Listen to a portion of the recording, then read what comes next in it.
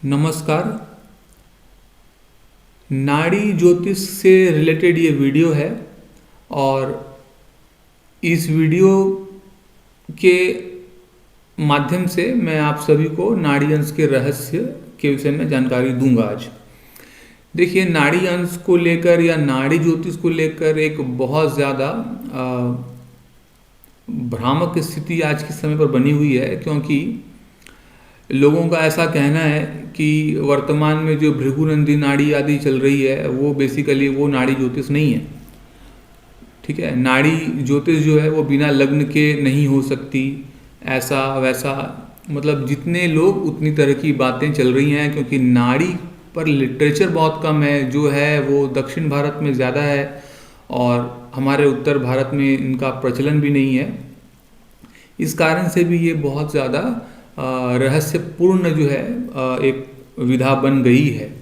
लेकिन महर्षि पाराशर के षोडश वर्ग से बहुत सरलता के साथ आप नाड़ी अंशों को प्राप्त कर सकते हैं, और ये जो षोडश वर्ग के द्वारा जो नाड़ी अंश प्राप्त होंगे वो आपको अनइक्वल प्राप्त होते हैं।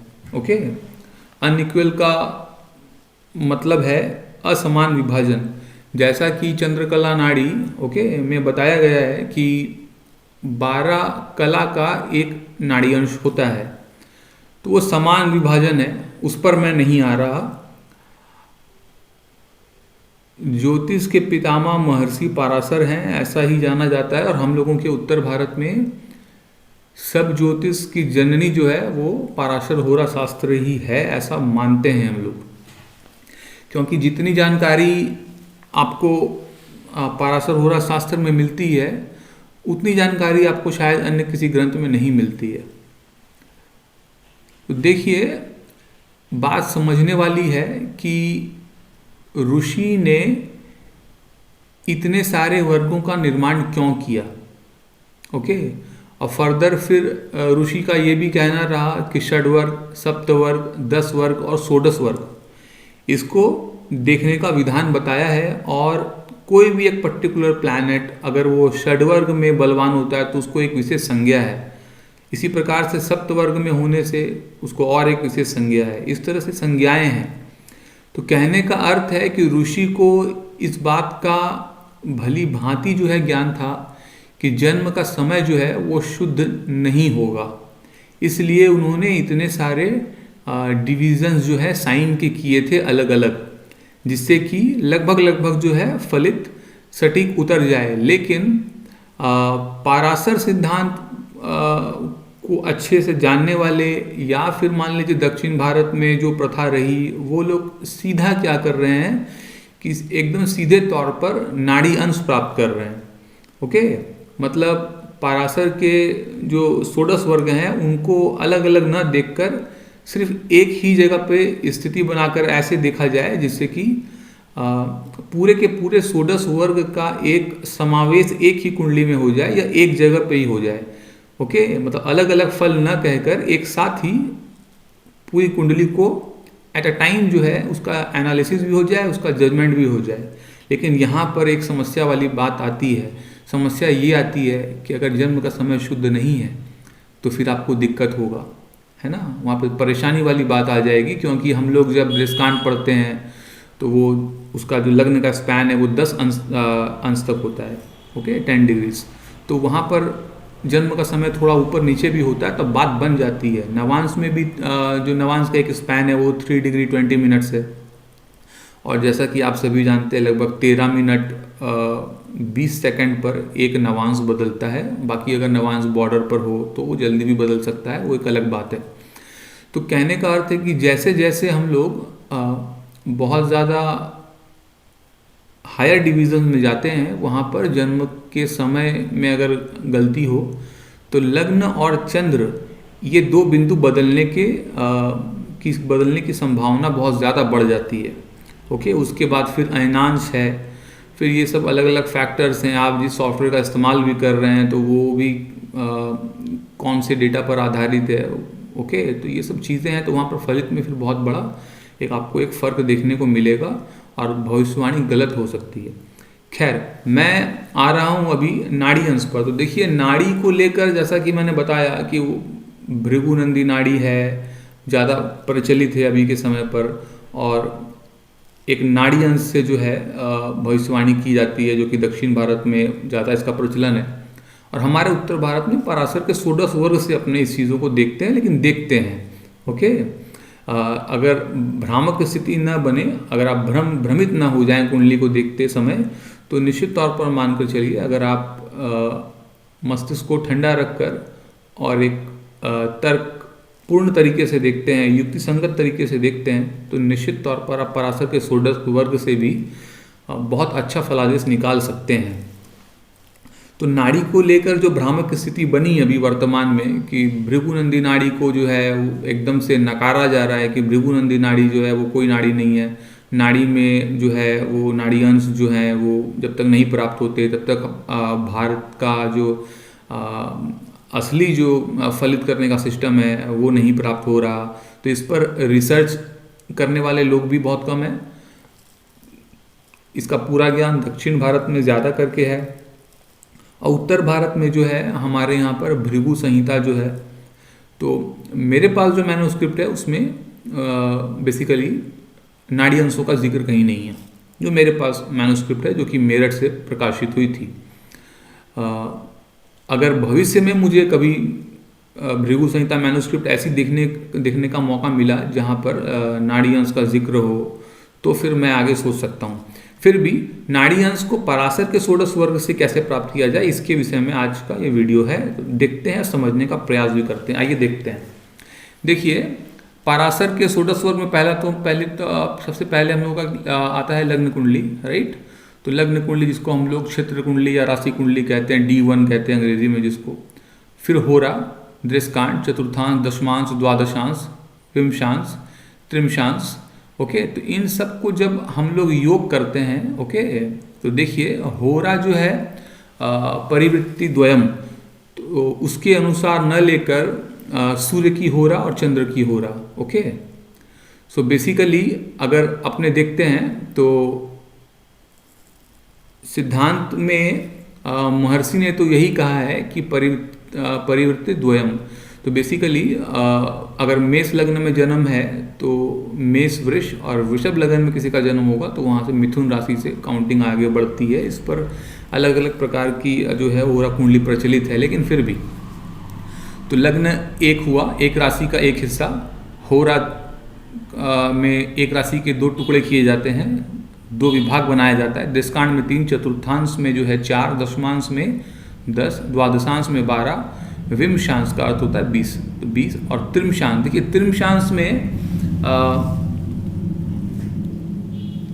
रामयत्न ओझा जी ने स्पष्ट कहा है कि 1 डिग्री का एक स्पैन होगा। ओके, मतलब राशि के 30 टुकड़े होंगे, लेकिन हम लोग इन सब को एकत्रित करके ही जो है लिखते हैं, जिसमें कि 5 विभाग बनते हैं एक राशि के।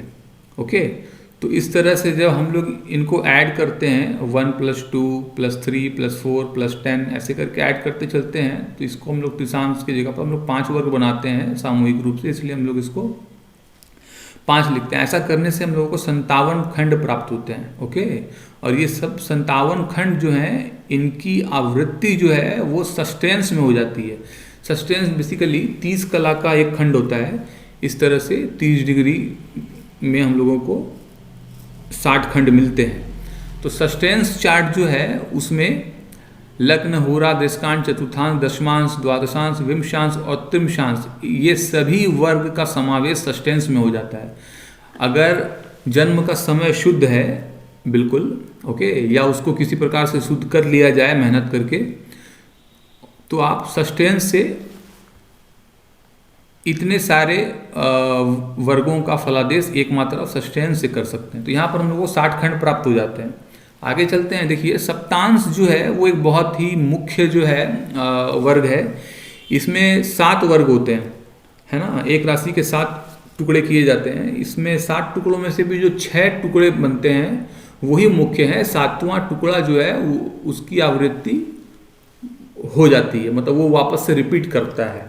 जब इसको आप बहुत सूक्ष्म तरीके से देखेंगे, गणनाएं करेंगे, तब आप इन चीज़ों को पकड़ पाएंगे कि कहाँ पर जो है वो रिपीट हो रही है चीज़। ओके, तो सप्तांश में एक राशि के 7 टुकड़े होते हैं, उसमें से 6 टुकड़े मुख्य हैं जो कि रिपीट नहीं होते। ओके, और सप्तांश का जो वर्ग है वो सस्टेंस में कवर नहीं होता। ओके, क्योंकि जब आप 30 कला का एक सस्टेंस होता है तो सस्टेंस 30 कला से अगर आप सप्तांश के वर्ग के स्पैन को अगर आप डिवाइड करेंगे तो विभाजन नहीं होता है। ओके, चलिए आगे देखते हैं। तो षोडशांश D16, चतुर्विंशांश D24, सप्तविंशांश। अभी देखिए ये सप्तविंशांश जो है D27 नवांश की पूरी जो पूरा जो आवृत्ति है, पूरा जो उसका सीक्वेंस है वगैरह है, ओके, वो सब सप्तविंशांश में पूर्ण हो जाता है। अगर सप्तविंशांश देखते हैं जिसको D27 या भांस कुंडली भी कहते हैं या नक्षत्रांश कुंडली कहते हैं, अगर आप इसको देख लेते हैं तो निश्चित तौर पर नवांश आप देख चुके होते हैं, बाकी कहीं कोई दिक्कत वाली बात नहीं है। ओके, फिर आगे हम लोग चलते हैं खवेदांश। तो खवेदांश जो है वो D40 को कहते हैं हम लोग। एक राशि के 40 टुकड़े जो है यहाँ पर किए जाते हैं, और अक्षवेदांश जो है उसको D45 हम लोग कहते हैं। तो इस तरह से जब हम लोग इन 5 जो ये जो वर्ग हैं, ओके, फर्दर जिनकी आवृत्ति बोल लीजिए या जिनका संबंध जो है वो सस्टेंस में पूर्ण नहीं होता, ये सब सस्टेंस हम लोग नहीं देख सकते। इसलिए हमारे ऋषि पराशर जो थे, ऋषि नहीं महर्षि पराशर जो थे, बेसिकली वो महर्षि है ना कि ऋषि, तो उन्होंने इसीलिए ये सब वर्ग अलग अलग बताए, ना कि एक साथ बताए। क्योंकि जन्म का समय जब शुद्ध नहीं होगा तो आप उसमें लाख प्रयास करेंगे, बहुत लंबे समय तक अध्ययन करेंगे, अतीत की घटनाएं भी मिलाएंगे। फिर आज के समय पर बहुत मुश्किल भी है कि लोगों से आप पूछेंगे कि आपका ये इवेंट कब हुआ, वो इवेंट कब हुआ, तो लोग डेट्स भी नहीं बता पाते, कभी कभी तो ईयर भी नहीं बता पाते। तो वो अपने आप में एक बहुत क्लिष्ट चीज़ है। तो इसलिए ऋषि ने अगर कोई सिद्धांत बताया, हमारे उत्तर भारत में ज्योतिष का विस्तार ज़्यादा हुआ है ना। तो इसलिए मैं बार बार कहता हूँ कि महर्षि को फॉलो कीजिए तो बात बनेगी। व्यर्थ की बातों में और नाड़ी अंश को लेकर बखेड़ा खड़ा करने से, है ना, और नाड़ी ज्योतिष का एक हवा खड़ा कर देना है, उसको एक भूत बना करके पेश कर देना है कि तो जादू की छड़ी है, ऐसा है वैसा है, ऐसा कुछ नहीं है। अगर आप पराशर ज्योतिष भी आप सटीकता से प्रयोग कर पा रहे हैं तो निश्चित तौर पर मानकर चलिए नाड़ी अंश में जो भविष्यवाणी होगी उस तरह का फलित आप भी कर सकते हैं। इसमें कोई किंतु परंतु वाली बात नहीं है। ओके, तो ये जो षोडशांश है D16, D24, D27, 40, D40 मतलब, और D45, इन सब का योग हम लोग करते हैं तो 152 खंड मिलते हैं राशि के। ओके, 152 खंड मिलते हैं। लेकिन इन 152 खंडों में से कुछ ऐसे खंड है जिनकी पुनरावृत्ति जो है वो सस्टेंस में होती है, कहीं कहीं पर उनकी आवृत्ति हो जाती है। ओके, वहाँ नहीं होगी तो कहीं सप्तांश में कहीं भिड़ जाएंगे ये लोग। इस तरह से ऐसा देखने में आता है, जब आप इस पर गणना करेंगे तो आप देख पाएंगे। तो 152 खंडों में से 84 ऐसे खंड है जिनकी आवृत्ति कहीं भी नहीं होती, ना सस्टेंस में होती है ना सप्तांश में होती है। ओके, तो सो बेसिकली ऐसी स्थिति में क्या होता है, हम लोगों को 84 जो है यहाँ पर मुख्य खंड प्राप्त होते हैं। तो सस्टेंस के 60 खंड पूरे हम लोगों को प्राप्त हुए, सप्तांश के 6 मुख्य खंड हम लोगों को प्राप्त हुए 7 में से, और 84 तो अतः 60, 6 और 84 है ना। सस्टेंस का 60 भाग हम लोगों ने लिया, सप्तांश के 6 लिए, और इन 5 वर्गों में से हम लोगों को 84 खंड मिले। इन सबका योग करने से 150 नाड़ी अंश आते हैं, और ये अनइक्वल है, ये समान विभाजन नहीं है, जो कि चंद्रकला नाड़ी में बताया गया है कि 12 कला का एक जो है नाड़ी अंश होता है, ये उस पर आधारित नहीं है, और ये ज़्यादा सटीक है, ज़्यादा बेहतरीन कार्य करेगा। लेकिन बात वही है कि जन्म का समय जो है वो शुद्ध होना चाहिए, और अगर जन्म का समय शुद्ध नहीं है, अगर 1-2 मिनट का भी अगर अंतर है, तो आप कोशिश कीजिए कि लग्न का जो नाड़ी अंश है उसको रीड करने से बचिए। ओके, तो बाकी ग्रहों का अगर आप रीड करेंगे तो हो सकता है आप नियरेस्ट पहुंच जाएं और बात बन जाए। तो ये एक वीडियो था नाड़ी अंश को लेकर, किस प्रकार से जो है महर्षि पराशर के षोडश वर्ग में नाड़ी अंश के रहस्य छिपे पड़े हैं, ये मैंने आप सभी को बताया। बहुत ज़्यादा जो है चीज़ को प्रॉब्लमैटिक करने की ज़रूरत होती नहीं है, लेकिन अभी के समय में क्या है कि नाड़ी को लेकर ऐसा एक प्रचलन बन गया है कि जो नाड़ी का नाम ले वही फेमस हो जाए। तो लोग ज़बरदस्ती जो है नाड़ी को बहुत ज़्यादा बढ़ा चढ़ा कर दिखाने का प्रयास कर रहे हैं कि ऐसा है, वैसा है, ये है, वो है ना। तो ऐसा कुछ है नहीं बेसिकली। ओके, तो महर्षि ने आपको क्या लगता है कि महर्षि को इस बात का ज्ञान नहीं था कि 150 नाड़ी अंश होते हैं? उनको सब ज्ञान था। उन्होंने सोचकर ही अलग अलग कुंडलियां दी हैं कि आप एक जो विशिष्ट चीज़ देखना चाह रहे हैं उसको आप एक पर्टिकुलर वर्ग में जाकर देखिए। उसका स्पैन भी बहुत बड़ा दिया, इस कारण से जन्म समय थोड़ा आगे पीछे होने से भी प्रेडिक्शन जो है निकल सकता है। लेकिन जब बात नाड़ी अंश की आ जाएगी, वहाँ पे सिंगल एक चार्ट बनेगा या ग्रहों के नाड़ी अंश प्राप्त होंगे, वो कौन सी राशि में बैठ रहे हैं, उसके देवता क्या हैं, उसके डेटीज क्या हैं, इन सब का क्या गुण धर्म स्वभाव है, उसके अनुरूप जो है फलित आएगा। और वहीं समय भूल होने से आपका प्रेडिक्शन पूरा जो है गलत हो जाएगा। इसलिए नाड़ी अंश पर बहुत ज़्यादा जोर न देकर आप पराशर के षोडश वर्ग पर ही कार्य कीजिए, और जैसे जैसे कार्य आपका आगे बढ़ जाए, जन्म का समय शुद्ध हो जाए, उसके बाद आप नाड़ी अंश को निकाल कर आप एकदम हर बॉल पर सिक्सर लगा सकते हैं। इसमें कहीं कोई किंतु परंतु वाली बात नहीं है। लेकिन फिर भी मैं कहना चाहता हूँ यहाँ पर कि नाड़ी अंश को इस्तेमाल करने का सही तरीका, उसका सही तरीका क्या होना चाहिए, नाड़ी अंश के जो डेटीज हैं उनका क्या परिणाम है, उनका क्या फल है, इसको बताना या इसको उजागर करना अभी जो है सक्षम नहीं है, क्योंकि इसका डेटा अवेलेबल नहीं है। जब तक इसका डेटा अवेलेबल नहीं होगा पूर्ण रूप से, तब तक इस पर बहुत ज़्यादा बात नहीं की जा सकती। मेरे पास में कुछ डेटा है कि हर नाड़ी अंश में क्या फल होता है, इसका एक डेटा मेरे पास में है, लेकिन अभी जो है इसको एकदम से देना मैं ज़रूरी नहीं समझता।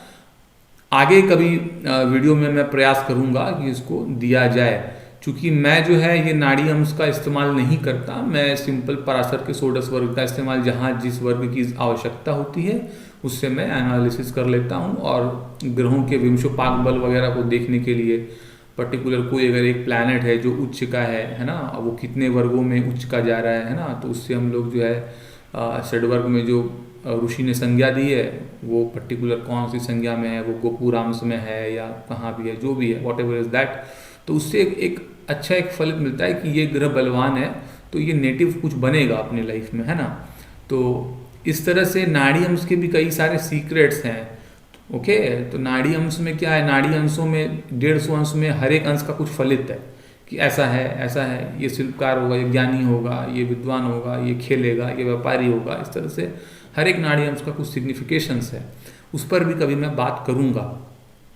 लेकिन अभी मैंने ये वीडियो इसलिए रखा है क्योंकि कुछ एक लोग जो हैं वो नाड़ी करके एकदम से हल्ला कर रहे हैं और एकदम से नकार रहे हैं चीज़ों को कि भृगुनंदी नाड़ी का कोई अस्तित्व नहीं है, ये नाड़ी नहीं है। अरे मेरे भाई, एक ग्रह नाड़ी है, एक अंश नाड़ी है, दिक्कत कहाँ है। लोग ऐसा भी कह रहे हैं कि जीव लग्न जो है उससे लोग फलित कर रहे हैं। तो महर्षि पराशर ने ही कहा है कि बृहस्पति से पंचम भाव का फल देखिए संतान के केस में। ओके, और तर्क ये दे रहे हैं कि क्या बृहस्पति पर रह रहे हैं। अरे ऋषि का कहना है, महर्षि पराशर का कहना है कि संतान के लिए बृहस्पति से पंचम भाव का फलादेश किया जाना चाहिए, उसका एनालिसिस करना है। तो अब ऋषि तो ये भी कह रहे हैं कि लग्न के अलावा चंद्र लगन और सूर्य लगन भी है। तो क्या आप ये कहेंगे कि महर्षि पराशर को ज्योतिष नहीं आती थी, वो सूर्य पर जाकर हम लोग रह रहे हैं क्या, जो सूर्य लगन से फलादेश करेंगे। ये सब जो बातें हैं ये फिजूल की बातें हैं। ओके, इन सब बातों पर आप ध्यान न दीजिए। आप भृगुनंदी नाड़ी भी आराम से प्रैक्टिस कर सकते हैं, जिनका जन्म का समय एक्यूरेट प्राप्त नहीं है, या आप एक ब्रॉड वे में कुंडली देखना चाह रहे हैं, और उससे भी आपको रिजल्ट्स काफ़ी अच्छे मिलते हैं, नो डाउट। तो आप ज्योतिष की कोई भी ब्रांच फॉलो कीजिए, आप पाराशर कीजिए, आप जैमिनी कीजिए, ओके, आप नाड़ी कीजिए, नाड़ी अंश कीजिए, आप कृष्णमूर्ति पद्धति कीजिए, आप नक्षत्र नाड़ी कीजिए, कस्पल इंटरलिंक कीजिए, सब ज्योतिष ही है। ओके, आप लाल किताब कीजिए, सब ज्योतिष है, और उसका उद्देश्य केवल एक ही है, फलित करना। अगर आपका फलित सटीक जा रहा है तो आप अपनी विधा के मास्टर हैं। बस आपके सामने जो परीक्षक आता है, जो प्रश्नकर्ता आता है, जो क्लाइंट आता है, उसको इससे मतलब नहीं होता कि आप किस विधा का प्रयोग करते हैं। उनको ये मतलब होता है कि मेरी शादी कब होगी, है ना, बच्चे कब होंगे, वीज़ा कब लगेगा, मैं पिता कब बनूंगा, ओके, मेरी पढ़ाई कब कैसी रहेगी, कौन सी फील्ड में पढ़ूंगा, कब नौकरी मिलेगी, कब व्यापार होगा, कब मैं कर्जों से मुक्त हो जाऊंगा, है ना, कब धन आएगा, कब मैं मकान बनाऊंगा, कब वाहन आएगा। तो इन सब विषयों को प्रिडिक्ट करने के लिए आपके पास में कई सारी विधा है। जिस विधा में आपको सुविधा है, आप उस विधा का प्रयोग कर सकते हैं, कहीं कोई समस्या वाली बात नहीं है। और नाड़ी अंश को लेकर के बाकी जो है भृगुनंदी नाड़ी पर कटाक्ष करना कि ये ऐसा है, वो वैसा है, तो ये ठीक नहीं है। ओके, प्रोफेसर राव के द्वारा बताए गए भृगुनंदी नाड़ी, वो भी उन्होंने ट्रांसलेट करके निकाल दी, तो आज लोग एटलीस्ट त्रिकोण के योग पकड़ रहे हैं, उससे फलित कर रहे हैं, रिजल्ट भी मिल रहे हैं। ऐसा नहीं है। ओके, तो एकदम से नकार देना चीज़ों को बहुत आसान है, लेकिन कोई इंसान जो है, जो कि आज जीवित नहीं है, लेकिन उसने कुछ कार्य किया है, तो उसके कार्य को आपको सराहना चाहिए। ओके, वो उनका जो कार्य किया हुआ है वो काबिल तारीफ होना चाहिए, उनका भी योगदान है, तो जिनका भी योगदान है उसको नकारा नहीं जा सकता। जो लोग भी प्रयास कर रहे हैं, तो वो अगर अपने ग्रंथ में अगर एक शब्द भी अगर कार्य का लिख देते हैं, तो उनका कार्य में योगदान आ जाता है। तो इसलिए मैं स्पष्ट कहता हूँ फिर से कि भृगुनंदी नाड़ी पर कटाक्ष करने वाले ये समझ लें कि जो पाराशर ज्योतिष करने वाले हैं वो मूर्ख नहीं है, वहाँ पर से ही नाड़ी अंश का सीक्रेट वहाँ से भी निकलता है। ओके, तो अभी के लिए ये वीडियो मैं यहीं तक रख रहा हूँ। मिलेंगे अगले वीडियो में। महर्षि पराशर के द्वारा बताए गए योगों पर बात चल रही थी, उस पर पुनः बात करूँगा। तब तक के लिए नमस्कार।